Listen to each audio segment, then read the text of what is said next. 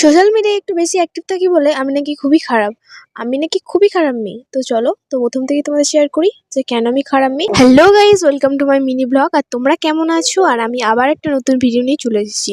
তো আজকে আমরা যাবো পিকনিক করতে, আমি আর আমার মামাবাড়ির ফ্যামিলিরা সবাই মিলে। পিকনিকটা করা হচ্ছে যেহেতু আমার মামাবাড়ির একদম পাশেই, তাই আমরা হেঁটে হেঁটেই যাচ্ছিলাম সবাই মিলে গল্প করতে করতে। দেখো বলতে না বলতেই আমরা চলে এলাম পিকনিক করার ওখানে। দেখো পিকনিকটা কিন্তু আমাদের হয়েছিল 25 ডিসেম্বরের পরের দিন। আর এটা হচ্ছে আমার ছোট মামার মেয়ে, আর এটা হচ্ছে আমার মেজ মামার মেয়ে। দেখো যতই কিন্তু ফ্যামিলি পিকনিক হয়, একটু গান না বাজলে কিন্তু ভালো লাগে না, তাই একটা বক্সেরও ব্যবস্থা ছিল, কিন্তু ছোটখাটোর মধ্যে একটা বক্সের ব্যবস্থা ছিল। তো ভিডিও শুরুতে আমি বলেছিলাম যে সোশ্যাল মিডিয়াতে একটু বেশি অ্যাক্টিভ থাকার কারণে সবাই কিন্তু আমাকে খারাপ মেয়ে বলে।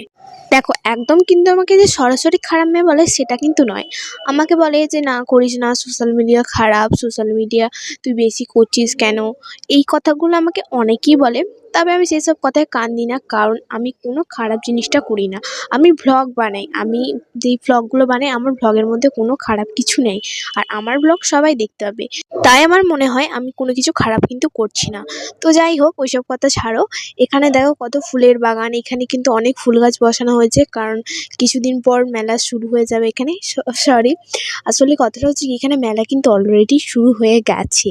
আসলে ভিডিওটা আমি আপলোড করতে পারিনি, অনেকদিন পর আপলোড করছি, তার একটা কারণ আছে।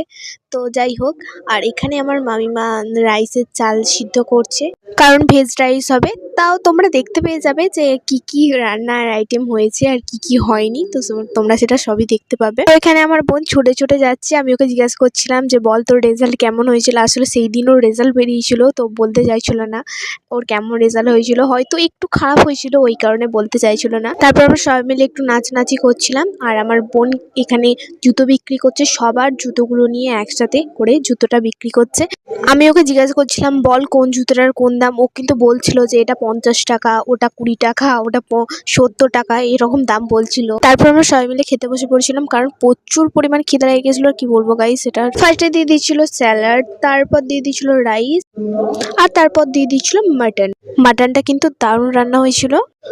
আর তারপর ছিল চাটনি, পাঁপড় আর রসগোল্লা।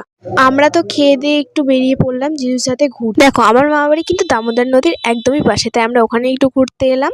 তো ভালো লাগলে অবশ্যই কিন্তু লাইক, কমেন্ট, শেয়ার অ্যান্ড সাবস্ক্রাইবটা করবে গাইস। সাবস্ক্রাইবটা কিন্তু তোমরা একদমই করছো না। আর আজকের মতো এইটুকুই, টাটা, বাই বাই। আর একদম টেনশন নিও না, আমি কিন্তু আবার একটা ধামাকাদার ভিডিও নিয়ে আসছি।